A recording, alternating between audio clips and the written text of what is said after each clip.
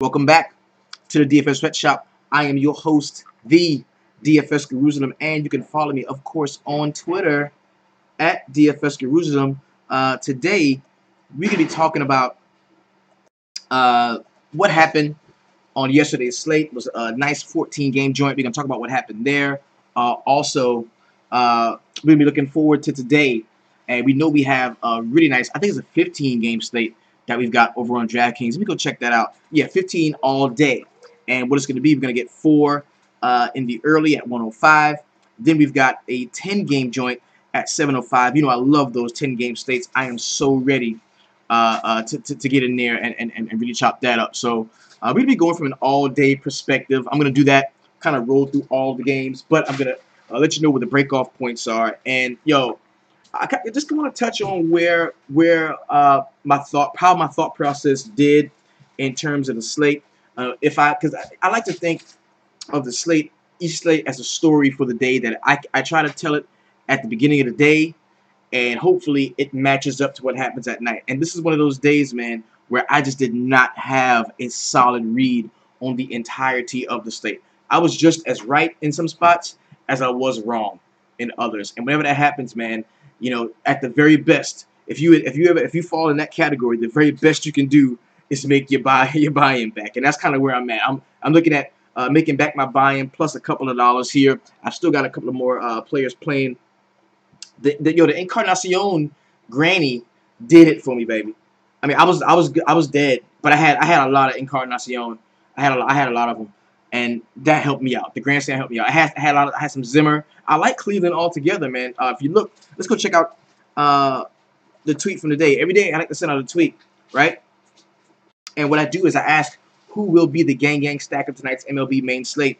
I had the Houston Astros. They came in at 38%. I did have those as one of my top 4 stacks. I had the Cleveland Indians, who nobody really seemed to like all day. But once we got into the line drive at 5, we actually built some lines and talked about a lot of those cats. So I know y'all got exposure to them. The Pittsburgh Pirates, who are still playing now, doesn't look to be a good outing for them. And then, of course, the Detroit Tigers, who let me all the way down. Bad night. So the guys that I was really looking forward to playing well, as far as my stacks went, just really didn't, man. The Texas stack was nuts. The Texas stack was nutty. Those are the two areas I was good at, was my Texas stack and the Cleveland stack. Those were nutty, and that really allowed me to get the buy-in back, make a little bit. So that's pretty cool. No problem there. And so let's go ahead, man. And in today's show, we're going to be discussing, looking at the whole slate, but we're going to be discussing park factors. We're going to be discussing K rates, how that stuff applies to pitching, because this is what we want to do, man. We want to chop up pitching. Yo, Clevenger. Okay. And you hate to be the dude. You hate to be the dude to be like, I told you. But I just did not like Clevenger. We talked about him in a line drive, and as a pitcher, you know, I looked at him and said, can this dude get 9 Ks? Because once you pay that much for a pitcher, you're looking at him, and it's not just about him, whether he has the ability to do so, but it's against the team he's playing, against the Angels, can he get 9 Ks? And I even went so far to say, no, don't play him. As a matter of fact, you should attack him. And while we were building lines, that's one of the lines I forgot to build. So that kind of sucked, because they went off, man. They really did. All right, Lance Lynn was a guy that I really liked. He was my #1 pitcher on the slate. 27.6% K rate was what he was up against. Had a pretty decent game. I did not. Morton was the chalk. Morton was the chalk. And very rarely does the chalk at pitcher go off like that. I'm talking about 26% on, bro. Everybody was on this cat. And that's why I really didn't crush. Because I had zero Charlie. I had zero Morton. I was zero Morton. And I actually, attacked him with a couple of Philadelphia bats. That was completely wrong. Completely wrong. And I really didn't respect the Milwaukee stack the way I should have. And I'm going to bring this up because we talked about this in the line drive at 5. And one of the things that we discovered was at home against right-handed pitching in the month of July. What we saw was that the Washington Nationals .088 ISO, 245 WOBA. Bad. They have been bad the entire month of July at home against right-handed pitching. And we saw Zach Davies come in and shut that shit all the way down. I don't know why none of us took a shot there, not only at Zach Davies, but also really laying it on thick when it came to the Milwaukee Brewers fans. It's just so tough for me to play a pitcher against them. It's just tough. It's just tough for me to play it. Tough for me to play pitchers against the Nationals, but it should be, man, because yo, when the research comes in and tells you what to do, you know, you gotta respect it, bro. You gotta respect it and do it. That's why we do. That's why we do the research. So that's my bad for me personally. That's my personal bad tonight. We're gonna make up for it, of course, on today. Let's go ahead, man, and jump into this 15 game slate. I'm gonna outline it out first. In an all day, we got 15 at 12:10. Now we've got 4 games in the early. Of course, that 12 o'clock game is going to be left off of that 4-game early. So you're just going to get the 4 games here. And then going into the night is going to be 7:05. You got 10 games in that spot. So we're going to be working from an all-day standpoint just to kind of look over at everything. Pitching, we've got Chris Sale on the slate. What time is that game? That's the 12:10 game. No. Baltimore Tampa Bay is a 12:10 game. So at 1 o'clock it's going to be Cincinnati, New York. We're good. Okay. So we've got Chris Sale, Hugh Darvish, Severino here, Carlos Carrasco, Mike Fiers, Gio Gonzalez, Arrieta. You don't have Cobb because that's the early game. Carlos Martinez. St. Louis with a really good pitcher against Colorado. I like that. You got Jimmy Nelson, Patrick Corbin, Ian Kennedy, Steven Matz here. Samardzija, the Shark, is bad. Has not been playing well. Aaron Nola, Urban Santana. So this looks like a good pitching slate. Looks like a good pitching slate here. All right, so let's go ahead and chop it up. First game we got, of course, is the 12:10 game. It's only in the all day. It's the Baltimore Orioles and the Tampa Bay Rays. And what we're honing in on in this spot is going to be pitching because I can tell you right now, I like this guy, a batter. I like this guy, but I don't know what the fucking batting orders are. And anybody that tells you they know who they're playing right now is full of shit. Okay, you have no idea what you're doing exactly until the batting orders come up. What we can do is a rough draft type thing where we can talk about who we might like in terms of batter stacks. But when it comes to individual batter plays in individual spots, we have no way of knowing that. We really don't. Okay, so let's go ahead, man, and chop it up. We're going game by game, not position by position. We're not trying to take you off of any stacks. We go game by game to kind of get a read on game flow, because that's very important. We've got the Baltimore Orioles and the Tampa Bay Rays. Game is at Tropicana Field. 0% chance of rain, of course, in the dome. 62% humidity. 89 degrees, going to be fairly hot. 75 dew point. Alex Cobb, 8.6. Ubaldo Jimenez. In an all-day, I can't get it. No, you can't. You can't get an idea. Christopher, you can't. There's no way. You have no way of knowing. You have no way of knowing. You have no way of knowing what the batting order is going to be. And if you're stacking joints, I mean, you gotta know where guys are going to be batting or if guys are going to be playing all together. So you can get an idea and base your lineups around it, but then you're going to be scrambling to change them. So in my opinion, it's just easier to once the batting orders come out, then you can make a determination on who you like. But we can make a rough estimate of what teams we like in the spots that they're in. But when it comes to individual plays, man, it's hard. It's hard. Yeah, but you don't know if the players are playing. You say you don't know the order, but you don't know the players. You don't know if the players are playing. You don't know if the players are playing. And a guy, Tim Beckham batting leadoff is way different than Tim Beckham batting eighth. You know what I'm saying? Way different. Way different. It's night and day. 100% different. How much Tim Beckham did you all have tonight? I'm sure you had some. Well, how much Tim Beckham did you have the night before last? No. Because it matters. When you see a guy at the top of the order, it matters. Okay? So, Alex Cobb, 8.6. Not a guy that I love, especially against the Baltimore Orioles here in this spot. They have been hitting a little bit better. They've been hitting a little bit better so far. But this is the 12-10 game, not a part of the all-day slate. Not even a good point to go through all of it. Ubaldo Jimenez sucks. You can play some of the Tampa guys against them, even though Tampa is a really solid spot for pitching. You still can play these guys. I'm not concerned about it at all. All right, let's go ahead and jump into the slate. Actually, first game we got is my New York Yankees at the crib against the Cincinnati Reds. We've got Homer Bailey 5.5, Luis Severino 11.5. Now Severino, man, 23 points is what they got on him, right? 26, 22, 24 in his last 3 starts. Has not been blowing you away. Has not been blowing you away. But he's been very decent lately. Been very decent over the last 3 starts. 9 run total. You got 5 mph wind coming back toward the infield here in Yankee Stadium. Yankees played pretty well. The Yankees played pretty well last night. You got Homer Bailey at 5.5. Not a guy that I would look to play.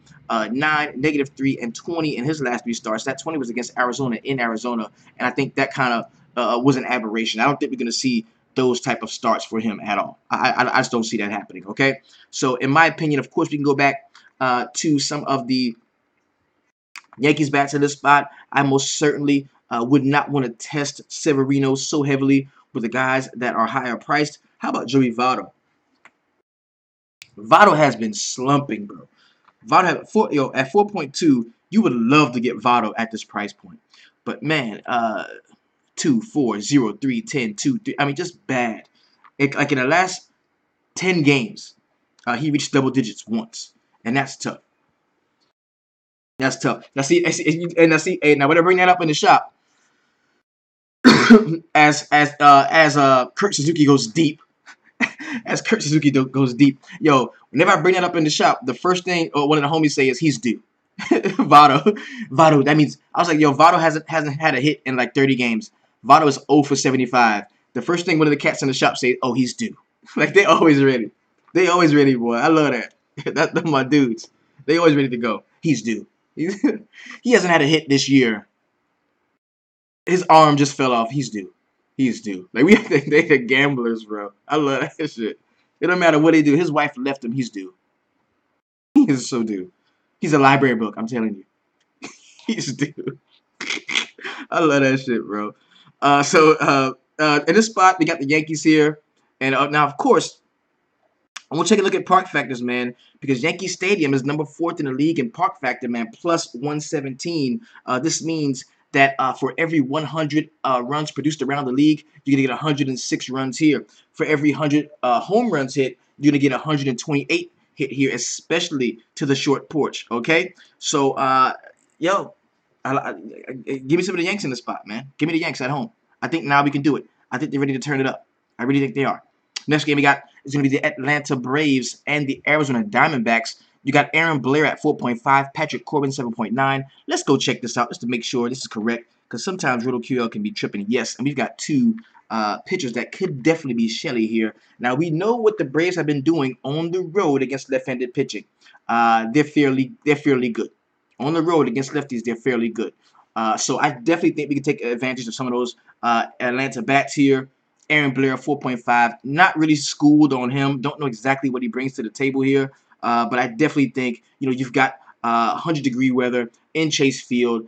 These people are at home. They're very good at home. You can play some of the bats here in Arizona, most certainly. I do not like Patrick Corbin. I do not like Aaron Blair. And I'm so glad that the homie Suzuki just banged that jack just now and took some points away from Taijuan Walker. That was awesome. Next game we got is the Boston Red Sox and the Seattle Mariners.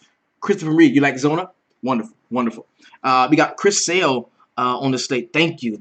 I finally, it's so hard for me to like cash and really get it in whenever I have like when there's not like a high dollar pitcher. I need there to be 2 or 3 like ace high dollar pitchers to get everybody else's attention while I can dig around in the mid level. Like when everybody is focused on the mid level, it makes it hard for me.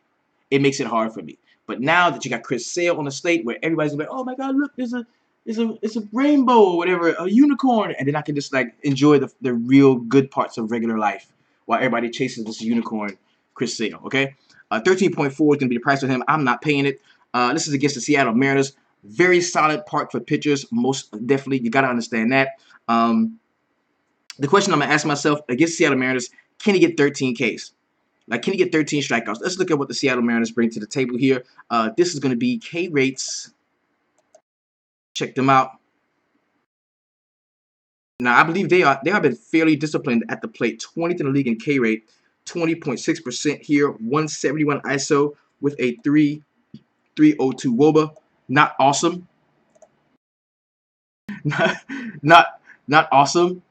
Yeah, oh yeah, definitely a good spot. And I love when it's a good spot to pay 13.4. Because go ahead and do it, and so I can load up on other bets. You know what I mean? So definitely the ownership on sale is going to be up. It is a 10-game slate, so I have no issue. Sale will be 60. Oh no, sale is going to be like 80% owned, like yeah, 60% owned. Yeah, definitely. Because this is a part of the early slate. Everybody's going to be on sale, and I get it. It makes perfect sense. I mean, you kind of gotta play him on some level. If you're playing multiple lineups, you're gonna have to play him. You know what I mean? Now he's gonna be at the very least 50% on this one, very least. It's only a 4-game slate in the early. On the all day, maybe a little less, maybe less. But in this one, he's gonna be easily be 50% on. So you got Chris Sale, you got Andrew Moore. I do not like Andrew Moore. I do not like him, Sam. I am. There's no way I can play Andrew Moore in the spot. But Chris Sale, of course, is going to be playable. We know that in the early slate. Next game we got 1, 2, 3. Bim. Then we got the Pittsburgh Pirates and the San Francisco Giants. You got Trevor Williams 6.3, Jeff Samardzija 7.6. What do you want to do in this spot? I think you gotta play a guy here. You've got to choose between Trevor Williams and Jeff Samardzija, and the Giants have kind of woken up a little bit. They are holding the wood to the Pirates' ass right now as we speak. I definitely think that Samardzija is in a bounce back spot against the Pirates here at home. Take a look at the home road splits, man. With the exception of that of those San Diego debacles, man, he hasn't been horrible at home. 11.7, 20, 16, 7, 23, 17, 18, 17. Like, he hasn't been putrid at the crib. And I think the Giants are going to win. I think the Giants have woken up. They're going to play a little bit better at the crib. Williams is cheaper, so I go him right now. And I get that logic, too. I get that logic because if what you're doing is you want to pair Sale with the Cat, Trevor Williams is in a good spot. This is probably both pitchers are in a good spot because it's the best place to pitch in the league. We look at the park factor, and I mean AT&T is where it's at, bro. If you want to roster a pitcher, you're talking negative 76 park factor. So I've got no issue there, no issue there. Okay. So either pitcher's gonna be fine with me. I would most likely go to some margin because everybody's gonna be mad. Everybody's not gonna want to play him based off what he did recently. So the pitchers that I like for the early slate would be I would go Trevor Williams. I would go Samardzija. I would of course use I would go Severino, of course, and that was it. Oh, and Sale. That's where I would go.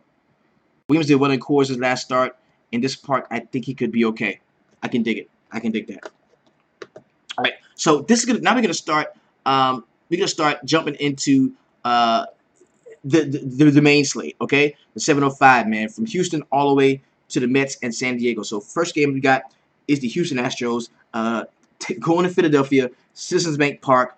They really let the boy down last night. I'm talking not only did the Houston Bats let me down, but so did the Philadelphia Phillies, man. Oh my God, I thought this game really had a chance to break a 10-run total, and Houston really did not play very well. If we get George Springer back, I think we're gonna like it some. But Aaron Nola at 7.5. This is it. This is what it is right here. Okay. Now Aaron Nola, one of the better pitching prospects in the league right now, at 7.5. Okay. 31 in his last start against Milwaukee. Remember, we all was like, yo, we got to play him. 18, 28, 32. Okay. This is like the biggest test of if he is that cat or what. Okay. And for me right now, I just do not want, I don't think I have to. Now, it's 10 games. So ownership everywhere matters. Once we get in the 10-game realm, ownership everywhere matters. And Nola is probably going to be the least owned pitcher on the slate with the highest personal individual upside. Okay? Now, yeah. In my opinion, I would not stack Philadelphia. I would not stack Houston at all in this spot. If I was going to be playing a pitcher, I would look to play the pitcher I think that's going to get the win. And then you look at the price, and you got Mike Fiers at 10.2. You got Aaron Nola at 7.5. This is a game that is like driving me crazy, and I really don't know what I can do. Everyone will play Houston. I'm betting on Nola at least limiting their upside, and you love his price. And that's kind of where I'm at, because at 7.5, if I could get 20 from him, If I could get 20 from Aaron Nola at 7.5 on a 10-game slate, I think I can be good because the ownership is going to be low. I'm going to be able to pay up for other spots. I kind of like it. But Fires at 10.2, that's a little bit much. That price is a little too high for me. So this is going to be I'm gonna highlight Nola, but we're going to come back and check this out and take a deeper look at this in the line drive at 5. Okay? So of course this game in Citizens Bank Park, this is an extreme hitters park. Extreme hitters park, so the ball can get up out of there. Man, this is going to be tough, bro. Nola's going to be very low owned. Nola's going to be very low owned, as he should be against the league's best offense at the moment. So next game we got Milwaukee Brewers and the Washington Nationals. We got Gio Gonzalez at 9.7. Sign me up. I love that. Give me some Gio Gonzalez, baby. You know why? Number one, they struggle on the road against lefties, the Milwaukee Brewers. Number two, they just put up 8 runs, and I think people are really gonna be gung ho about playing them. They're gonna look at this and be like, oh, that game stack. You know what I'm saying? I think they're gonna still love that, and I'm not having a part of that. I like Gio Gonzalez here in this spot at 9.7. I even think Jimmy Nelson deserves consideration. Remember, bro, remember what we talked about. Okay, in the month of July, at home against right-handed pitching, the Nats have sucked, bro. 0.88 ISO. You know what I mean? 0.88 ISO. 245 WOBA. 18.9% K rate. They have not been good. They have not been good, man. And I don't think anybody's going to want to play Jimmy Nelson, just like nobody wanted to play Davies last night. This could be a spot where you could steal some bacon, bro. You could steal some bacon with Jimmy Nelson, okay? ACP, I agree with you. This could be a pitcher's duel, but I love Gonzalez, and I also like Jimmy Nelson here in this spot. Where I don't have one, I'm probably going to have the other. Of course, now this is in Washington Nationals Park, where it's fairly neutral, man. No big deal either way. The swing it goes from batters to pitchers. It's all good. And Nelson could be the play. Nelson could be the play, man. He really could be. He really could be. Next game we got is going to be the Oakland Athletics and the Toronto Blue Jays. Yo, Oakland really let me down last night, man. I've got to be honest with you. Marco Estrada is down to 5.8. This is crazy. This is crazy. And he had the blisters. It was either him or Stroman. One of them had the blisters. And, you know, the blisters is that the balls are new and the seams are different. And you've been throwing a ball the same way since you were like a kid. Growing up south side of Chicago as a kid, you've been throwing this ball the same way. And then after this 5 years in the league, they switch up the balls on you. And now the seams are different. And the way you used to throwing it is causing the blisters. And all the pitchers, the good pitchers that are losing right now, they're blaming it on the blisters. They're all getting it. Okay, I'm talking about Johnny Cueto got the blisters. Estrada got the blisters. Stroman had the blisters until he had a good game the other night. Now he doesn't claim them anymore. Like, the blisters is a real thing. All right? So, 5.8 at the crib for Estrada. 1.1, 4.8, 3.1, 6.3. Yo, I believe this dude has lost all confidence. Okay, Stroman and Sanchez have the blisters, not Estrada. Okay, cool. So Estrada's just pitching bad right now. He's just pitching bad. Oh man, it's tough. 5.8, that is cheap, bro, against Oakland, man. And Oakland's a team that K's a lot, man. They K a lot. They do. Take a look at where they are in K rate, man. The Athletics. Who we at? Second in the league in K rate. 26.7% K rate here. The 176 ISO and a 303 WOBA. So, and this is a guy I think people still just don't want to play him, man. They can't. I know. Yo, the A's K so much. I'm giving some Estrada. Fuck it, at home. Give me some Estrada. He's probably gonna get some run support. I'm gonna play Estrada in this matchup against the Oakland A's. Give me some Estrada. No Paul Blackburn for me. I like Estrada. 5.8, yes. Next game we got is going to be the Los Angeles Angels of Anaheim and the Cleveland Indians. If you watched the game last night, you saw E5 walk off, putting a 4 RBI grand slam jack in the bag. Man, that was nice. That was nice. That was nice. Brad says if there is a game Estrada can bounce back, it's going to be against Oakland. I agree with that. I definitely do. I definitely do. I definitely do. We got Ricky Delasco 6.5. Carlos Carrasco 11K. Last time Carrasco was out, didn't like him. Only had 16.7. That was good. was good for me because I didn't play him. 19.45 and 31 last time against Detroit. I still don't love him though. Against the Angels, they don't care a lot, and we've seen how good they can be. The Angels recently, especially with Mike Trout back, they're kind of picking up form. I'm all good with playing a couple of the Angels bats in the spot against Carrasco. I just don't like Carrasco. Ricky Nolasco 6.5. He was a guy I thought would take over for Bronson Arroyo being like the top Shelly candidate on every slate. But he's had some pretty decent starts, man, including that 40-point game he had at home against Seattle. So I don't know if he's a guy that I just want to go out and roll out and attack every night. But you look at the Cleveland Indians here, man, coming off a night with 2 grand slams. Bradley Zimmer hits the granny, as well as Henry Encarnacion. Yo, there's some bats that we can look at.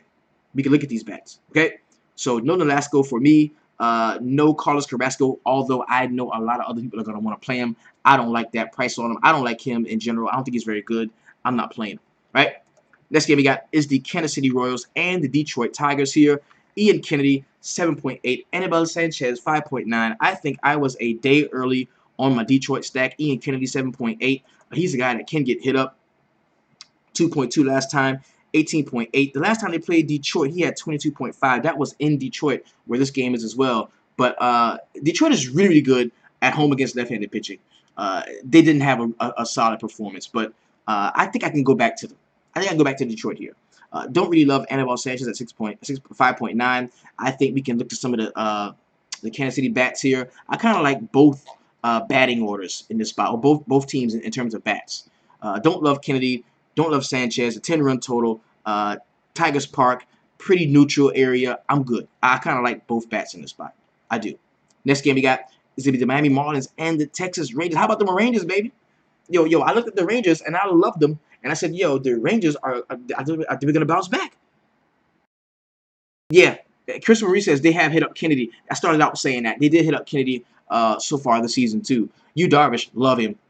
I love Yu Darvish here. 12.1. The thing I like about this price on Yu Darvish is it's going to separate the men from the boys, baby. If you don't really like Yu Darvish, you're not going to play him at 12.1, and I really do. I think he's in a solid spot. I think, can he get 12 Ks? Can he get 12 Ks? Can he get 12? That's the question. That's the $1 million question. Can Yu Darvish get 12 Ks? 32 in his last start against Tampa Bay. Against Tampa Bay, he can. Against Tampa Bay, he can. But do the Miami Marlins strike out enough? That's the question. Yeah, the Marlins just don't strike out enough. We're looking at them, and they've been fairly disciplined at the plate here. 20.8% K rate. That is good for 18th in the league. 158 ISO, 323 WOBA.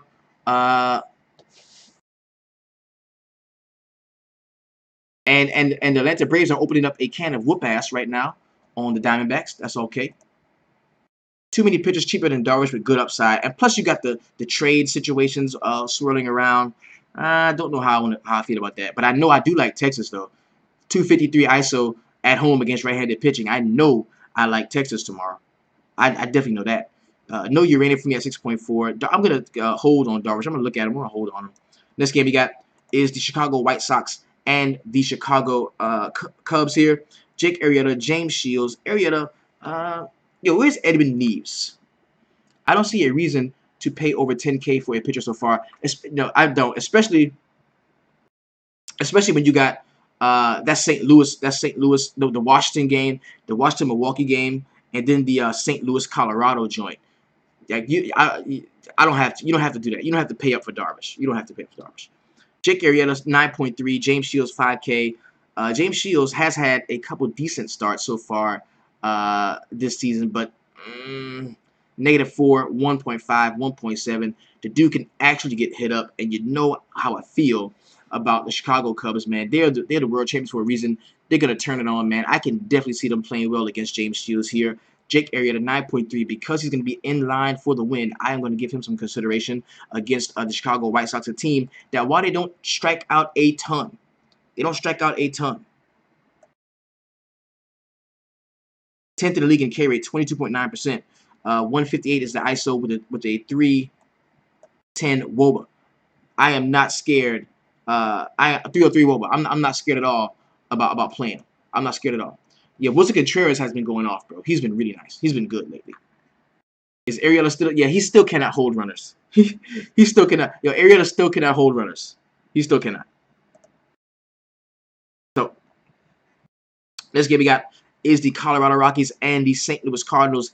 Yo, Carlos Carmart at 8.4 is nice for me. We've seen what happens to the Colorado Rockies away from Coors Field, man. They're just not that good away from the crib, man. They're just not. And you look at Carlos Martinez, definitely does have really good strikeout stuff. I've got no issue with playing him. I love the fact it's going to be a lot of righty-righty matchups.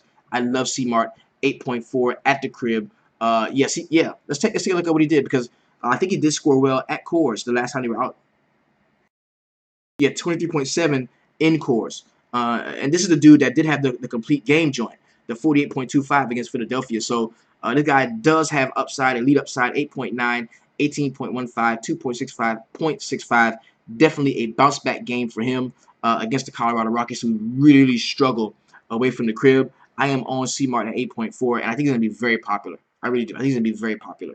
Jeff Hoffman, 6.6. Yo, I was a believer of Jeff Hoffman at a certain point in the season, man. But then he just dropped off the freaking table, man. 21, 29, 33, 28, and then from then on, just crap. Bad. He's been very bad. And for that reason, I think that we're going to look to some of the guys in St. Louis as far as the bats are concerned. Remember, this is Busch Stadium, so it's a very friendly spot for pitching, bro.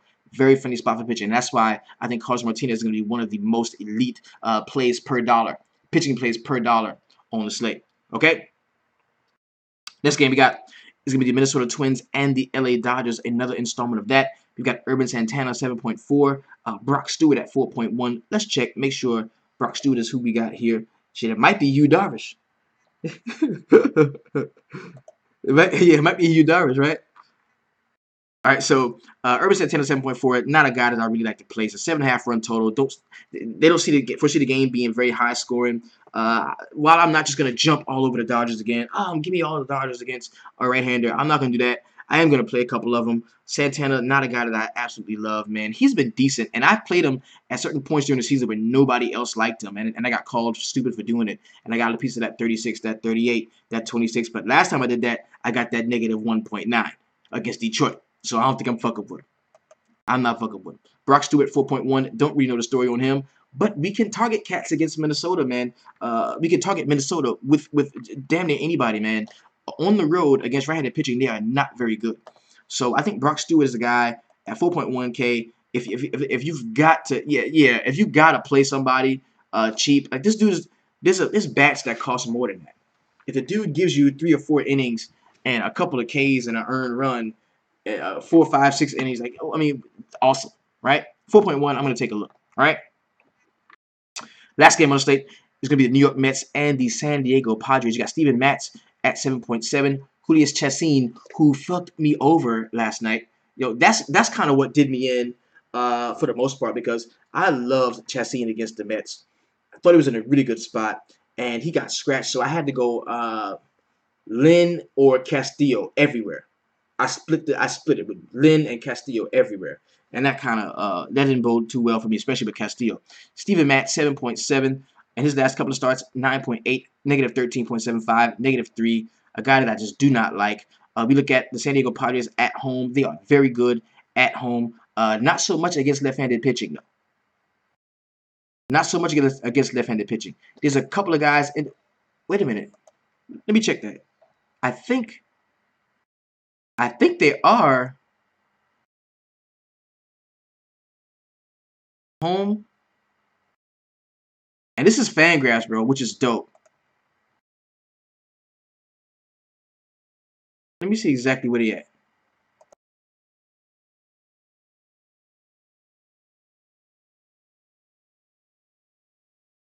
Go check it out. San Diego Padres, 211 ISO at home against left-handed pitching. But the 32.8% K rate is something to really look at. And it's a small sample size, only 61 plate appearances. But that's something, man. 211 ISO is nice.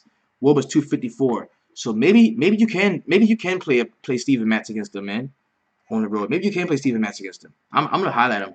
7.7. I'm gonna look at him. And Julius Chassin, 7.4 is probably gonna pitch well too.